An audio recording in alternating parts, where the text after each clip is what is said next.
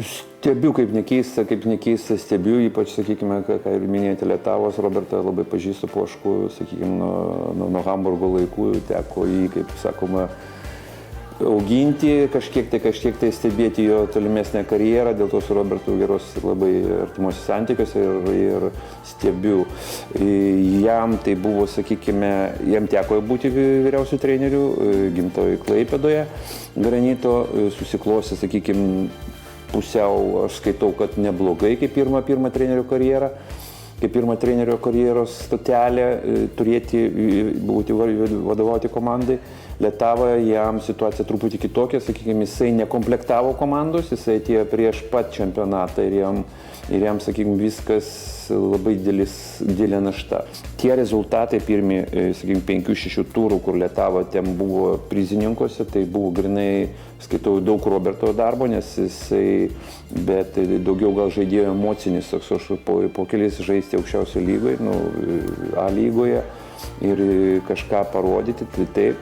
Šiuo metu komanda atstojo į tą vietą, kur turi stovėti, aš manau, ir žaidėjų pasirinkimas yra ribotas. Robertas iš jų ištraukė, sakykime, maksimumą.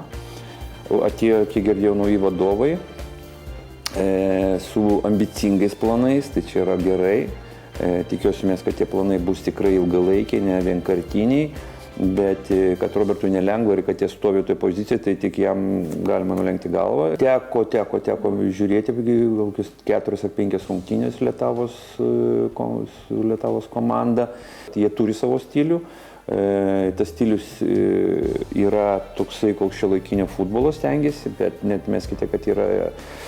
Tu gali turėti stilių, bet jeigu neturėsi, kas jį gali padaryti, tai bus kitas dalykas. Taip, kad yra labai svarbu turėti savo kažkokį, kaip ir minėti, stilių, bet turi ir artistus turėti. Tai tie artistai, sakykime, yra riboti. Bet juos yra ir tai gerai. Ką iš tų artistų galbūt išskirtumėte? O išskirti komandų nėra ką išskirti, jie žaidžia kaip komandinį žaidimą, nėra individualių labai jau stiprių žaidėjų, kad tu galėtum išskirti. Robertas iš to, ką turi, daro maksimumą. Ir tada įsiskiria, lyderis yra vienas pas juos, Robertas Poškus, taip kad jis turi jį lygiuotis.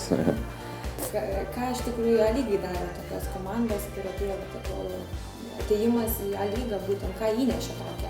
Bet kokias nauja komanda įeinantį, sakykime, po ilgos pertraukos, neprisimenu, kada Jonava dar žaidė, ar to lygo iš vis žaidė. 27. Tai dar buvo Tarybų Sąjungos laikai, taip kad ir įneša kažkokį judesį, sakykime, gal, bet jeigu dar klubas ateina, sakykime, ne vienkartiniais tikslais ir kiek žinau, tai liktai yra kažkokie ilgalaikiai tikslai, taip kad tik tai pozityvai mažai šaliai kaip Lietuvai, mažam miestui kaip Jonavai, aišku, šalia Kaunas yra, bet tai tik tai pozityvu ir tikrai reikia džiaugtis, kad tokiuose mažose miesteliuose atsiranda žmonių, kurie dar nori kažką pasiekti Lietuvoje.